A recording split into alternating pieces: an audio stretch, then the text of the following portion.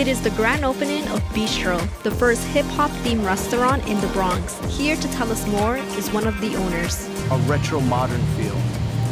Beatstro has a lot of throwback elements with a lot of modern elements mixed in. So it feels very nostalgic, it feels very familiar to you, but at the same time different and new.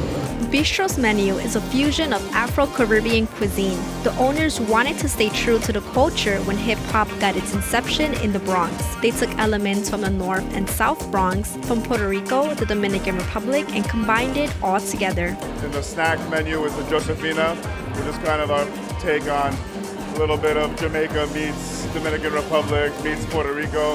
For the summer, we put together a smashed watermelon salad with torn cucumbers, a little bit of tequila vinaigrette, and then when you go into the entrees, you have fried chicken.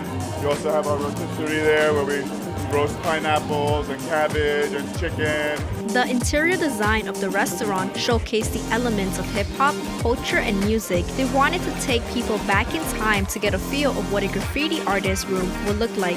You'd be sitting on the floor in your room, sketching in your sketchbooks, with markers laying around, maybe comic books, maybe your Atari was in the corner of the room, a record player, some of the records that you might have had or might have been your parents' records that they let you play.